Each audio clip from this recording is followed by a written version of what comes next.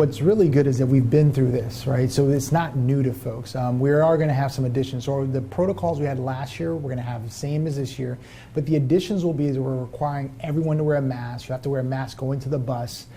There's still going to be protocols around hand cleaning and thermometer checks when you walk through. Those things don't change. But one of the big components is we're going to be doing some testing in school, rapid testing in school we're looking at, and also providing vaccinations in school as well. I mean, it's important for us to get our staff vaccinated. I mean, I would tell the parents, I understand where your concern and where you feel, but the important thing for us is to get your children in school. Work with us in this process. I mean, it's not a random decision. We've been working with the top epidemiologist who sits on our health advisory committee that helps us to do this with the Department of Health. These are decisions that we've talked through, and we also talk about what were the cons around it. And so I think it's just a matter of being safe.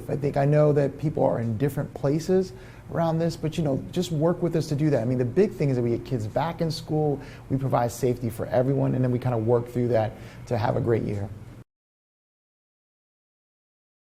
We'll have a process that we'll kind of go through for testing. Of course, families have to have parental consent in order for us to have that. And then we're looking at every single school to kind of take either we'll do by sample size or particular spaces and testing to kind of make sure we can see whether kids have COVID, don't have COVID, or staff, and those things kind of work through that.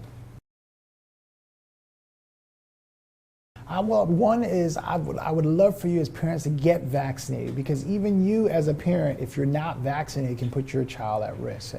The second thing is talk through with your kids. Start to have the conversation with them. Like last year was the same as this year. We'll just go through this process and engage with them around what their day is going to be like. Try to help them get to as much as possible what we call our new normalcy. Because we're going to be in this space for a little bit, and so we just want to make sure that at the end of the day, kids can start focusing on reading, writing, math, and those things. But if they feel that you as a parent's not focused on that, they're not focused on that. So we need to work together to kind of close that partnership. I mean, we are going to be providing for students and staff masks, hand sanitizers, all these components to be able to help them have, feel comfortable in teaching in the classroom. What's going to be very different this year from last year is that we will not do the simulcasting, we call it, where a teacher has to teach in person and on video. This year, if you decide to do, a parent wants to do on video, they'll go to our virtual school, but teachers will get to teach in person. We also have been looking at data that indicates that children who have teachers focused just specifically on them in that space actually do better. And so we're really encouraged about that as well. I tell folks we are in flexible times, and you just have to be okay with that. It's important for us to get kids back into school, because what you don't see is not just only the learning, but their mental health. There's a whole lot of other factors that help support kids, and that's kids all over this parish, not just one particular area. And so it's a part for us to kind of work through those things to get this sense of normalcy. And we need families, we need teachers, we need every partner that we have to be a part of that process.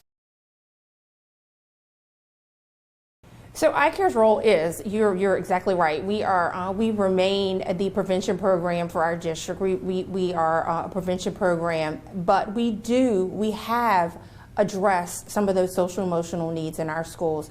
We have started to embody trauma informed care in our schools and be more of an active role in the lives of our students by being more present in our schools.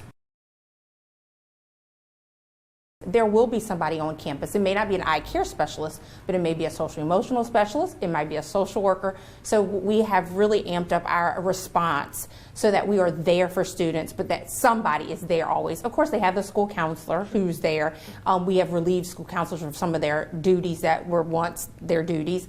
And so they will be more available to our students in the school buildings. And then we will have support personnel there every single day. So there are lots of ways that they can contact ICARE. Of course, you can go to the school and, administration, the school counselor, a parent can make a phone call. We have Crime Stoppers if there's a a tip or they have information and they need help, then, you know, if you see something, we always say something. So we do have that as an option. And then even beyond that, we have all of our social media platforms that are available. We have an app. So we have many ways that parents can contact us. But I would say their first line of defense is going straight to the school and at least reporting it to the school so that they're part of the process of the reparation in trying to repair whatever's going on. Definitely. Definitely. And, you know, we think we're going to see more of an increase. I mean, we have more students actually coming back into school buildings, which will require more support. And so I believe that we really need to pay attention to our young people and have some measures in place, which we have with our social emotional platform. We have universal screeners and ways that we can identify students that may need help. But we're also doing more trainings for our staff so that they can identify students that need help, but also so they can help their each other and help their colleagues in this transition as well.